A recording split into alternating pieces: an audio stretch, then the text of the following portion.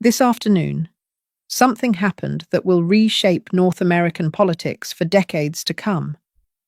A single phone call between two leaders, followed by a press conference that lasted less than 10 minutes, has fundamentally altered the relationship between two nations that have been allies for over a century.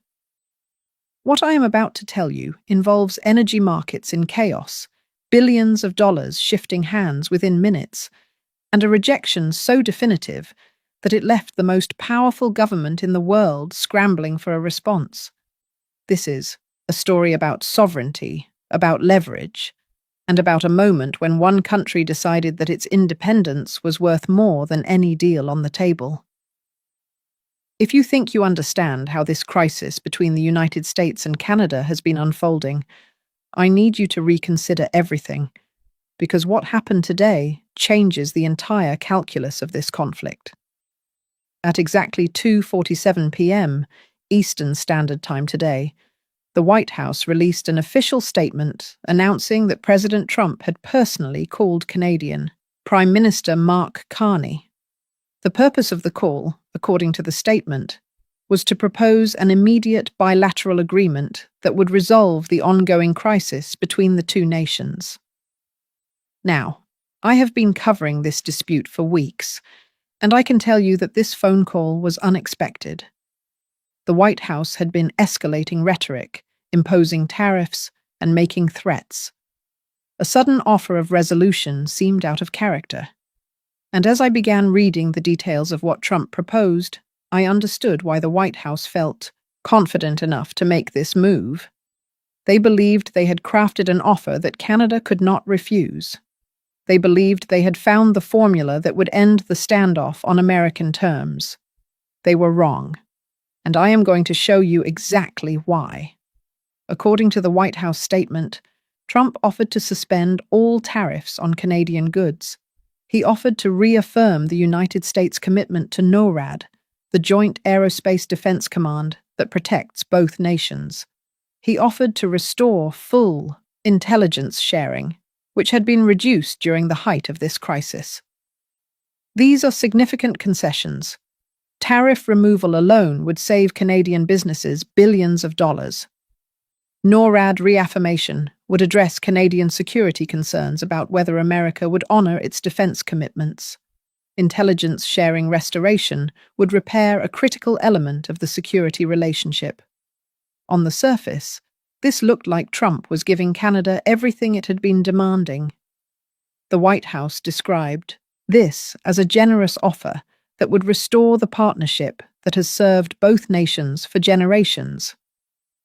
They said the president was confident that Prime Minister Carney would recognize this as an opportunity to end the dispute and move forward. That confidence lasted exactly 96 minutes. At 4:23 p.m., less than 2 hours after the White House released its statement, Mark Carney walked to a podium in Ottawa. The International Press Corps had gathered, expecting some kind of positive development, perhaps the announcement of negotiations or a framework for resolving the dispute. What they got instead was 4 words that will echo through history. Carney looked directly into the camera and said, "The answer is no. Not a conditional rejection, not an offer to negotiate different terms, not diplomatic language leaving doors open for future discussions, just a flat, definitive, unmistakable refusal." And then Carney explained exactly why he was rejecting what the White House considered a generous offer. His explanation has sent immediate shock, waves through energy markets, through capitals around the world, and through the White House itself. Canada said no to the United States of America, and in doing so, Canada has shifted the balance of power in North American relations in ways that cannot be undone. I need to walk you through what actually happened, what was really being offered, and why this rejection matters far more than any single trade dispute. Let me take you inside that phone call because the details reveal something crucial about how Washington fundamentally misunderstood Canada's position in this crisis. According to sources familiar with the conversation, which took place at 1:15 p.m. this afternoon, Trump opened by telling Carney that the dispute between their two countries had gone too far. He said it was time to make a deal and that he was prepared to give Canada everything it had been asking for. Tariff removal, NORAD continuation, intelligence sharing, restoration, and even a public statement respecting Canadian sovereignty. For anyone who has been following this conflict, those sound like major concessions from an administration that has been hostile to Canadian interests for months. But Trump was not offering these things for free. He wanted something in return. And what he wanted reveals the true nature of American intentions in this crisis. Trump wanted what he called energy security guarantees. Specifically, he wanted Canada to sign a binding 10-year agreement that would lock in energy exports to the United States at current levels. The agreement would require Canada to export a minimum of 3.8 million barrels of crude oil per day to the United States. It would require 2.7 billion cubic feet of natural gas per day. It would require 1,400 megawatts of electricity per hour. These numbers match current export levels. So on the surface, Trump was not asking Canada to increase anything. He was simply asking Canada to guarantee that current exports would continue for a decade. But here is where the proposal became something very different from a simple trade agreement. Trump also wanted price caps. Canadian energy exports to the United States would be priced at market rates, but could never exceed a 15% premium over prices charged to other customers. And if Canada failed to meet these requirements, if exports fell below the guaranteed minimums, or if prices exceeded the caps, Canada would face financial penalties of $500 million per month. Think about what this actually means. Trump was asking Canada to surrender control over its own natural resources for the next 10 years. Trump reportedly told Carney that this was a win-win arrangement. Canada gets tariff relief and security guarantees. The United States gets energy security. Both sides move forward together. He framed it as a personal favor, telling Carney that he should accept immediately before political opposition in America made it impossible to offer such generous terms. According to sources who were briefed on the call, Carney listened to the entire proposal without interrupting. This is significant because it suggests that Carney was not reacting emotionally or dismissively. He was absorbing every detail, understanding exactly what was being asked. When Trump finished outlining his proposal, Carney responded with measured professionalism. He said that he needed to consult with his cabinet and with Parliament before responding to any formal proposal. He told the president that he would have an answer within 3 hours. The call ended, and what happened next would determine the future of this relationship. Carney immediately convened an emergency cabinet meeting in Ottawa. According to sources who were present in that room, the meeting lasted approximately 45 minutes. Carney presented the details of Trump's offer exactly as they had been conveyed to him.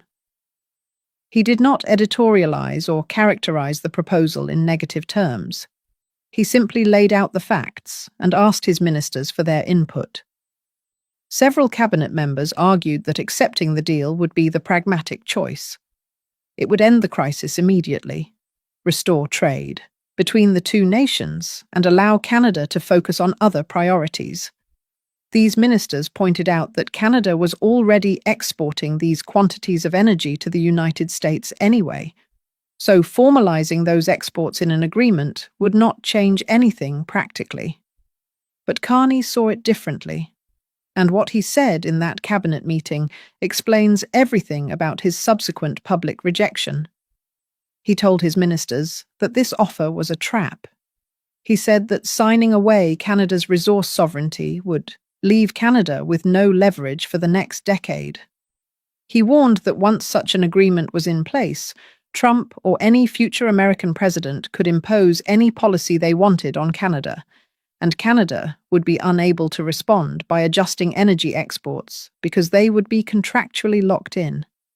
Carney said he did not enter politics to make Canada subordinate to anyone, and he walked out of that meeting prepared to deliver a rejection that would reshape continental politics. At precisely 4:23 p.m. Eastern Time, Mark Carney stepped up to the podium in Ottawa. The room was packed with journalists from around the world, and there was genuine uncertainty about what he would say. Some analysts had predicted that Canada would negotiate, perhaps counter with modified terms. Others thought Carney might accept the deal while framing it as a victory for Canadian interests. Nobody expected what came next. Carney opened by confirming the basic facts. He acknowledged that President Trump had called him this afternoon to propose an agreement that would resolve the current dispute between their countries. He confirmed that the president offered to remove tariffs, reaffirm NORAD, and restore intelligence sharing. He confirmed that in exchange, Trump asked Canada to sign a 10-year agreement guaranteeing energy exports to the United States at specified levels and capped prices. Then Carney said the words that will define this crisis and possibly his entire career. He said he had considered the president's proposal carefully, and the answer is no. The press room went completely silent. Journalists who had been typing on their laptops stopped mid-sentence. Camera operators who had been adjusting their equipment froze. Everyone understood that something significant had just happened. Carney continued speaking, and what he said next was clearly designed to be heard not just by Americans, but by every nation watching this crisis unfold. He said he wanted to explain why Canada was declining this offer, because the reasons go to the heart of what kind of country Canada is and what kind of relationships Canada will accept. His first point was fundamental. Canada's natural resources belong to Canadians. He emphasized that Canadians decide how those resources are used, who they are sold to, and at what price. Those decisions are made based on Canadian interests, not based on agreements that lock Canada into serving another country's interests. This was a direct rejection of the premise underlying Trump's offer. The American proposal assumed that Canadian energy existed primarily to serve American needs. Carney was saying that this assumption was wrong and that Canada would not accept any agreement built on that foundation. His second point was about leverage and future flexibility.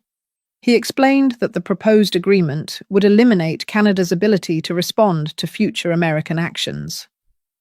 If the United States imposed tariffs again, or threatened Canadian sovereignty again, or violated agreements again, Canada would be unable to adjust energy policy in response because it would be contractually prohibited from doing so. Carney called this dependence rather than partnership, and he made clear that Canada would not accept dependence under any circumstances. His third point addressed the fundamental structure of the proposed relationship. Carney said that Trump's offer treated Canada as a resource supplier to the United States, rather than as a sovereign partner with its own interests and relationships. He pointed out that Canada exports energy to many countries, not just the United States. Those export decisions are made by Canadian companies and the Canadian government based on market conditions and strategic priorities. He declared that Canada would not subordinate those decisions to American demands regardless of what concessions were offered in return. This framing was crucial because it positioned the rejection not as a negotiating tactic, but as a statement of principle. Carney was not saying no in order to extract better terms. He was saying no because the entire premise of the offer was unacceptable.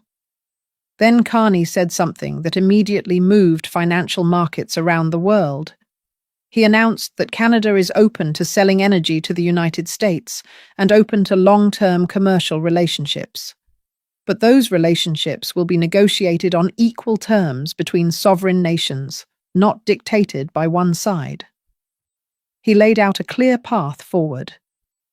If the United States wants reliable access to Canadian energy, it needs to treat Canada as a partner, respect Canadian sovereignty, honour agreements, and recognise that Canada has alternatives. And then came the statement that functioned as a warning shot across the bow of American energy policy. Carney announced that as of today, Canada has received purchase proposals for its oil and natural gas from 11 countries on 4 continents. He said Canada is evaluating all of them and that the United States is welcome to compete for Canadian energy on the same terms as everyone else. That last phrase carried enormous weight. The United States is welcome to compete. For generations, America has assumed privileged access to Canadian resources. Carney was announcing that those days are finished. The United States will now have to compete with China, Japan, South Korea, India, Germany, and other nations for Canadian energy. There will be no special relationship, no guaranteed access, no assumption that Canadian resources flow south by default. Carney closed by speaking directly to the American people. He said, "Canada values the relationship and wants partnership, trade, and cooperation, but partnership requires mutual respect, and Trump's offer did not reflect that respect. Canada declined it. Canada remains open to discussions based on equality and sovereignty. But Canada will not trade its independence for temporary relief from policies that should never have been imposed in the first place." The press conference lasted less than 10 minutes. Its effects will last for decades. Within 15 minutes of Carney finishing his statement, United States energy markets began moving in ways that signaled genuine panic among traders and analysts. I have covered market reactions to political events for years, and I can tell you that what happened this afternoon was not normal volatility. This was markets repricing fundamental assumptions about North American energy supply. West Texas Intermediate crude oil futures jumped $8.40 per barrel, representing a 7.2% increase in a matter of minutes. Traders were immediately pricing in the risk that Canadian oil supply to the United States could be reduced or redirected to other buyers. This is not speculation or political commentary. This is money moving based on hard calculations about supply security.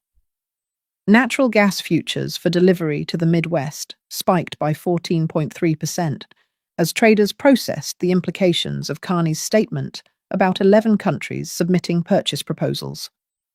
If Canada signs supply agreements with Asian buyers, the natural gas that currently heats homes and powers factories across the American Midwest will be shipped across the Pacific instead.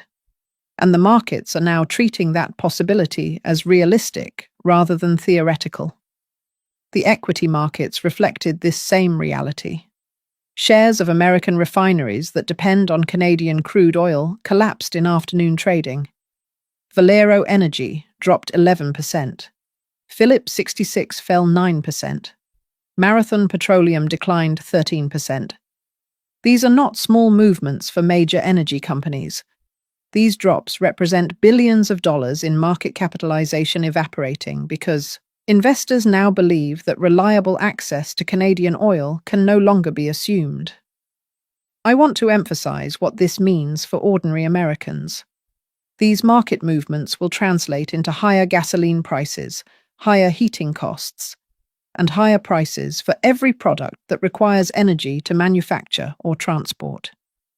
The economic consequences of today's rejection will be felt in every household that fills up a car or pays a utility bill.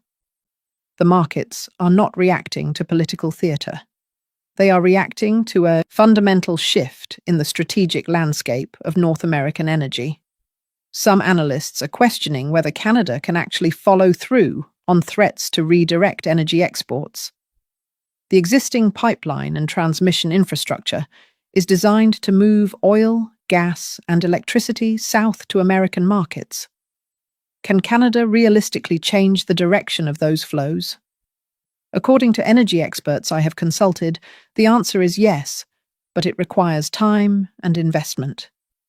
Canada's request for partnership funding includes substantial allocations for building new export terminals on Canada's Pacific and Atlantic coasts, constructing pipelines to those terminals, and developing the shipping capacity to move energy to overseas buyers. If this funding is approved and these projects are fast-tracked, Canada could have the infrastructure to export significant quantities of energy to markets other than the United States within 18 to 24 months. Once that infrastructure exists, American leverage over Canadian energy decisions disappears permanently. This is not theoretical. This is engineering and economics. Pipelines can be built, terminals can be constructed, ships can be chartered. Canada has the resources and the expertise to diversify its export infrastructure, and today's events provide powerful motivation to do exactly that. Meanwhile, the White House appears to have been completely unprepared for this outcome. According to sources familiar with internal discussions, the White House genuinely believed that Carney would accept Trump's offer. They thought they had crafted a deal that addressed Canadian concerns while securing American interests. When Carney rejected it, and particularly when he rejected it so publicly and so definitively, the White House had no prepared response. More than an hour passed before any official reaction emerged, and when Trump did respond, his statement contradicted basic factual realities about American energy dependence. He posted that America does not need Canadian energy and has plenty of its own, but 60% of U.S. oil imports come from Canada because American refineries are specifically configured to process Canadian heavy crude, not the light crude produced domestically. Converting those refineries would cost billions of dollars and take years to complete. The gap between White House rhetoric and energy reality has never been wider than it is today. I have been analyzing the potential trajectories of this crisis, and I need to share with you 3 scenarios that represent the most likely paths forward from this point. Each of these scenarios has significant implications for both countries, and understanding them will help you interpret the developments that unfold over the coming weeks and months. The first scenario involves competitive bidding for Canadian energy resources. Over the next 60 days, multiple countries could submit formal offers to purchase Canadian oil and natural gas on long-term contracts. Canada would then run a competitive bidding process, evaluating offers based on price, terms, and strategic considerations. The United States would be invited to participate in this process, but would receive no preferential treatment. If the United States refuses to match the prices or terms offered by Asian buyers, Canada will sign major supply agreements with countries like China, Japan, and South Korea. Those agreements could commit 30% or more of current US-bound exports to Asian markets instead. American energy prices would increase significantly. Midwest refineries would face serious supply constraints, and the Trump administration would be forced to either match competitive international terms or accept dramatically reduced Canadian supply. The second scenario involves an infrastructure race between the two countries. Canada could use approved funding to accelerate construction of Pacific and Atlantic export terminals, creating physical infrastructure that enables energy exports to non-American markets. The United States might attempt to block or delay these projects through diplomatic pressure on countries supplying equipment or financing. Canada could respond to such interference by further restricting US-bound energy and prioritizing existing infrastructure for non-American buyers. Within 2 years under this scenario, Canada would have diversified export infrastructure that permanently reduces American leverage. American dependence on Canadian energy would be dramatically lower, but American energy costs would be permanently higher because alternative supplies from other sources are more expensive and less reliable. The economic damage to American consumers and industries would be substantial and long-lasting. The third scenario represents crisis escalation. and it is the most dangerous possibility. American energy shortages caused by Canadian export reductions could trigger a domestic political crisis in the United States. Gasoline prices in key Midwest states could spike by 40% or more, creating intense pressure on elected officials. In response to this pressure, extreme measures could be considered. An energy emergency could be declared, and there could be threats to seize Canadian energy assets located in the United States, or to block Canadian exports and transit through American territory. If such escalation occurred, Canada could respond by cutting off all energy exports to the United States immediately and completely. The consequences would be catastrophic. American refineries would shut down. Rolling blackouts would hit the Northeast. The economic damage would be measured in hundreds of billions of dollars. Under this scenario, Congress would ultimately be forced to intervene, compelling acceptance of Canadian terms simply to restore supply. The American position would collapse entirely, and the long-term damage to the bilateral relationship would take generations to repair. I am watching several indicators that will help determine which scenario unfolds. First, whether any country publicly announces an energy supply agreement with Canada within the next 2 weeks. Such an announcement would signal that competitive bidding is already underway and that Canada's alternatives are real rather than rhetorical. Second, whether American energy prices continue rising in domestic markets. Sustained price increases will create political pressure that limits American negotiating options. Third, whether Trump makes any statement that walks back his energy demands or suggests flexibility on terms, any softening of the American position would indicate recognition that the current approach has failed. Today, Canada said no to the United States of America. That simple fact represents the headline that will dominate coverage of this crisis. But the deeper meaning is more significant. Canada said no because accepting would have meant accepting subordinate status. Prime Minister Carney chose sovereignty over short-term relief, independence over convenience, and principle over pragmatism. That choice means the old relationship where America assumed and Canada complied is finished.